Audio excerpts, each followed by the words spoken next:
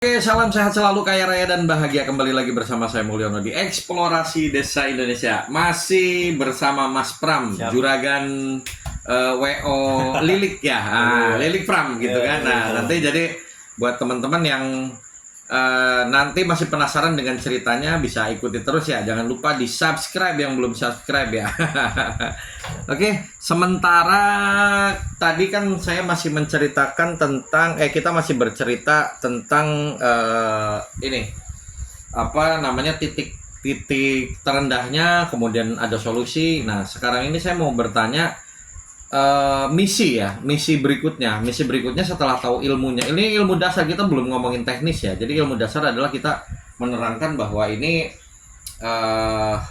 bahwa ini adalah namanya, kita masih tahap penyadaran dulu ya, namanya tahap awal itu menyadarkan diri sendiri. Nah, yang berikutnya itu kita ada misi terakhir. Sebetulnya misi terakhir adalah menyampaikan bahwa hal ini adalah sebuah ibadah ya. Jadi itu misi yang dijalankan, yang harus kita jalankan bareng-bareng buat kita yang sudah paham mengenai riba ini kan, bahayanya dosa riba gitu ya.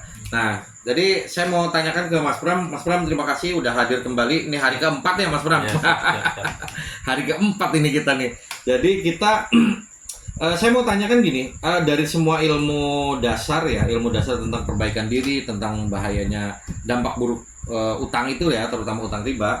Nah, kira-kira misi utama yang sekarang Mas Pram lakukan apa ya? Kira-kira yang saya, seperti saya bilang, ibadahnya, maksudnya ibadah bukan rutinitas ya. Yang rutinitas sholat dan lain-lain sih udah lah biasa ya.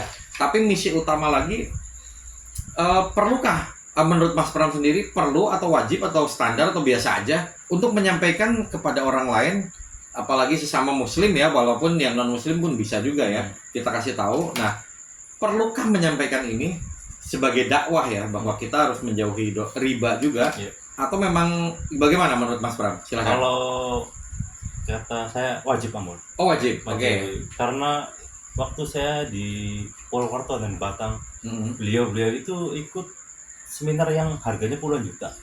Nah, oh waduh. Dan beliau kenapa membuka seminar yang gratis? Beliau kan berdakwah. Karena ini menolong orang-orang yang seperti kita ini yang pengen hijrah tapi tidak tahu jalannya. Nah, saya juga ketika alhamdulillah Allah kasih saya ilmu ini, saya ceritakan soal kondisi saya, Pak Mun, ke saudara-saudara saya, ke teman-teman saya yang masih punya pinjaman perbankan. Apa saya malu? Enggak. Saya tuh belajar supaya mereka jangan seperti saya. Saya begini saya tuh 12 tahun Pak Mun, dari pinjaman kecil sampai besar. Iya gitulah. Dan sekarang benar-benar sekarat. Dan semua teman-teman saya yang saya ceritakan tuh awal-awal enak saya Pak Mun, enak, seneng. Tapi duit habis, tinggal mikir cicilan lagi, cicilan lagi. Kok gini-gini terus? Kita mah hanya menyampaikan. Karena hidayah urusan yang di atas, Pak Mul. Tapi kita sebagai manusia wajib mengingatkan. Nah, saya ceritakan semua ke teman-teman, ke saudara. Saya sebagai contoh, jangan salah seperti saya. Karena kan di Al-Quran jelas, siapa yang masih berhubungan dengan mengambil riba, itu ujung-ujungnya itu pasti itu jatuh gitu. Perang sama Allah sih kan. Dan dulu saya nggak pernah masuk ke gitu, karena saya ada ketak dulu Pak Mul, pas pinjaman terakhir saya tahu itu riba. Cuma saat belum ketemu sama komunitas riba tuh, nggak tahu bagian proses. Karena apa? Jaminannya rumah. Pada saat penandatangan yang terakhir saya berdoa gini, ya Allah, jadikanlah riba ini riba yang terakhir buat saya. Allah kabulin. Langsung dikabul ya. Macet. Langsung macet. Kalau saya lunas Pak Mul, mungkin saya ngambil mungkin lagi. Akan lanjut. Gitu, akan lanjut betul. Jadi Allah macet. Dan sekarang saya udah nggak bisa pinjaman lagi. Dan pada saat waktu saya macet yang kedua, saya dipanggil ke pihak perbankan. Pihak perbankan bilang gini ke saya, Mas Pram, nanti lo di matanya bank lo Mas Pram kurang bagus. Saya dalam hati ngomong gini, nggak apa-apa Mbak, di mata bang kurang bagus, yang penting di mata Allah bagus. Nah gitu. Kalau Allah nggak suka, repot Pak. Dan bener, yang saya rasakan sekarang, alhamdulillah usaha yang lancar, udah bisa nambah modal sedikit, udah bisa membayar ke perorangan Pak Mun. Nah, perorangan mulai ya. Saya udah bisa bayar ke adik saya. Saya di perorangan ada 3 orang Pak Mun, di kakak saya, di mertua dan di adik saya. Dan alhamdulillah setelah saya cerita, adik saya, kakak saya, dan mertua ngerti dengan keadaan saya. Dan yang paling penting itu dukungan dari keluarga. Keluarga itu ya. nomor Oke, satu. itu paling utama ya. Itu Betul. ketika kita udah pusing, nggak tahu harus gimana, keluarga menekan tambah pusing gitu. Iya. Karena tekanan yang namanya amanah tuh, wah berat banget kalau kita nggak tahu ilmunya tuh. Stres. Emang bener banyak yang bunuh diri, banyak yang hal-hal yang di luar karena tekanan di sini yang besar. Utangnya mungkin nggak seberapa gitu, tapi karena tekanan mentalnya.